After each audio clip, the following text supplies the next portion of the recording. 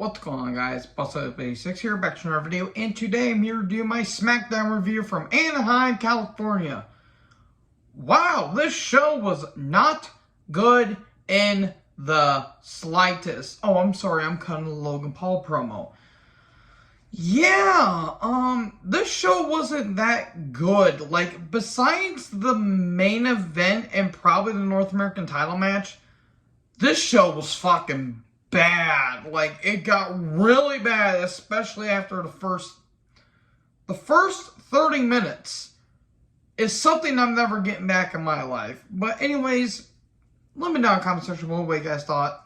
And I will try to make 3 videos in the span of one day, which is going to be kind of batshit insane to me. I'm going to try to do my thoughts on the Punk All Out media scrum, because I want to talk about that. How I booked the World Title Tournament, and for those of you metalheads, I have my Motorhead retrospective ready. Hooray! I'm going to be in hell because that was a bitch to rank. But I have it all set. I just need to make the video. Not going to be doing it here because that'll take me fucking forever. And I want to have more energy because I am getting tired. So yeah, I'm going to try to do it maybe tomorrow, but I am pretty swamped for tomorrow, so bear with me. So anyways, enough of my rambling. Let's talk about this show.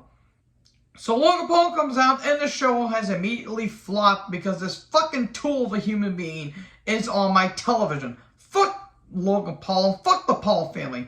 I hope their mother decided to recapture the birth and not give birth.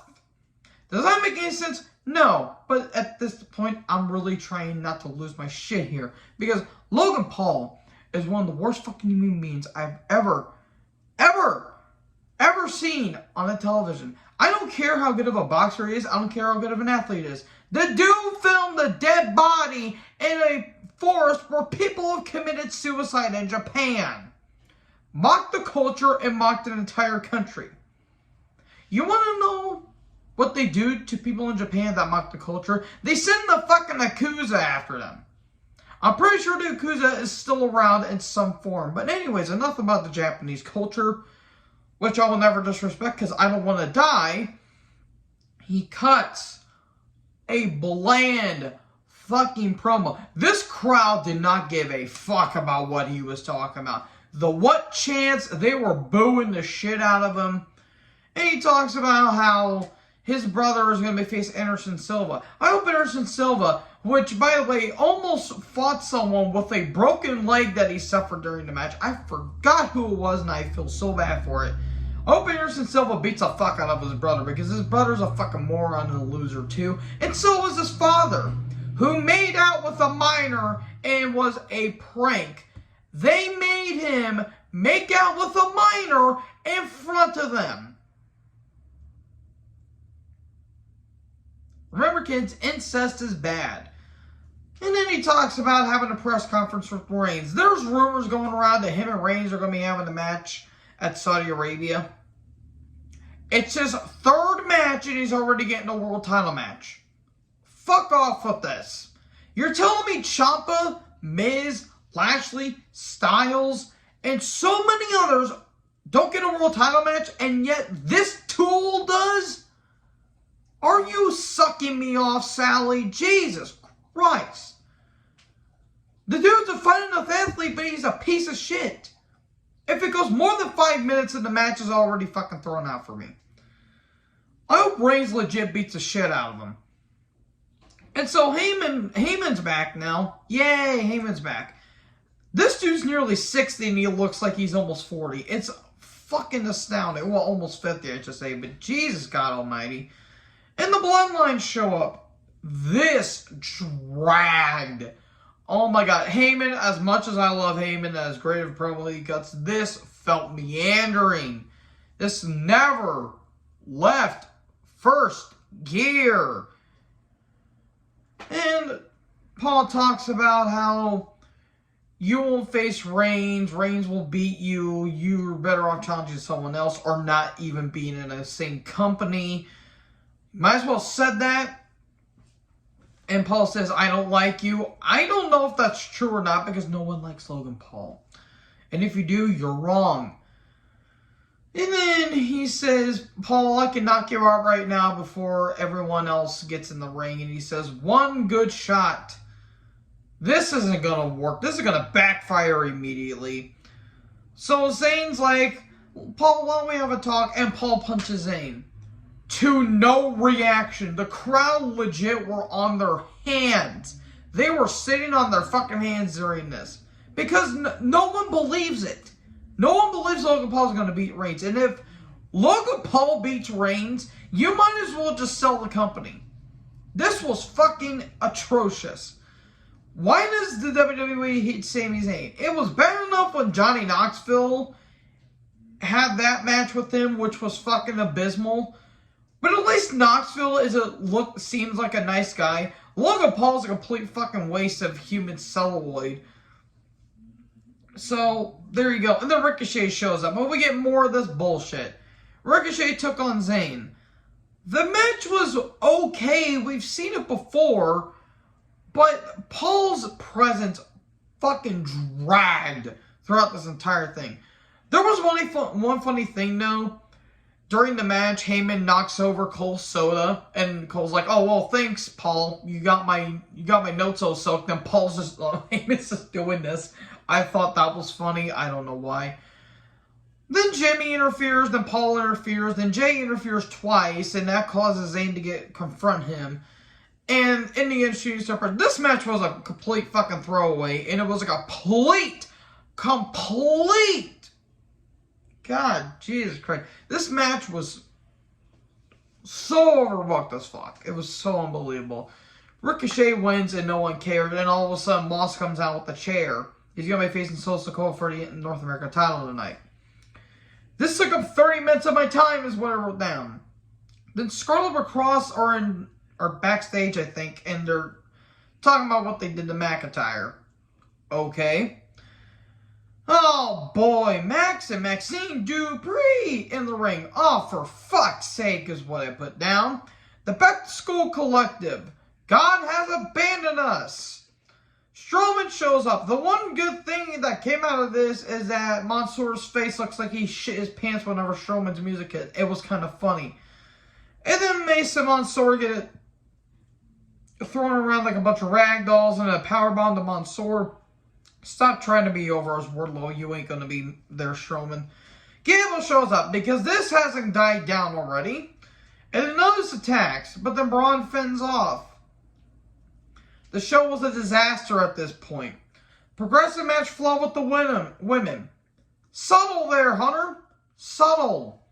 But subtle as a cactus to the ass. We had a Raquel of Aaliyah and Raquel versus Io and Dakota. Then Damage Control comes out and the worst fucking theme I've heard in a while. Jojo Sawa is in the crowd. Okay. Nothing against her personally, it's just, okay, it's a famous TikToker in the crowd. TikTok is fucking stupid. The only good thing is the memes, that's all. And then Bayley cuts a pretty decent promo. Io, can she smack me like that, please?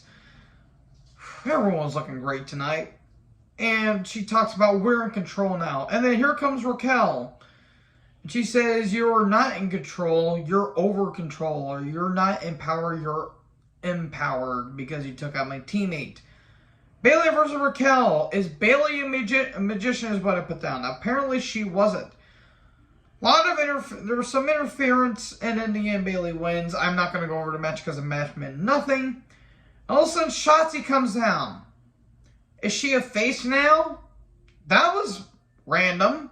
She never should have turned heel in the first place, but okay, I don't get this.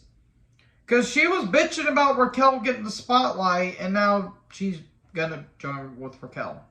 Because they have nothing to do with Shotzi. You can't build her up or anything. No, you got to put her in a joke tag team with fucking Raquel. Ronda interview. Good Lord, Kayla Braxton. Excuse me. She's talking about her match with Liv. And then Liv shows up. She says, well, you may have gotten the upper hand on me first time, but this time I'm not prepared. How about we have an Extreme Rules match at the pay-per-view? Okay, it's going to be overbooked as shit, but Okay, can it be at least better than her SummerSlam match, please? Because Ronda looked like she didn't give a fuck in that match. They may turn and live heel. It's a risk, but it may pay off. Then all of a sudden Drew shows up and he talks about how, you know, you may have taken me out that night there, Cross, but in the end, your countdown is just going to be 3 seconds away. 3, 2, 1.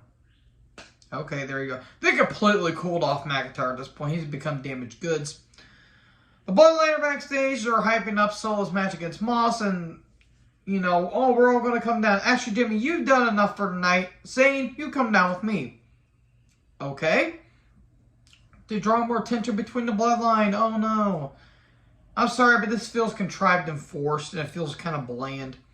Then we get a little recap of Solo winning the title. Solo with Zayn versus Moss for the North American Championship.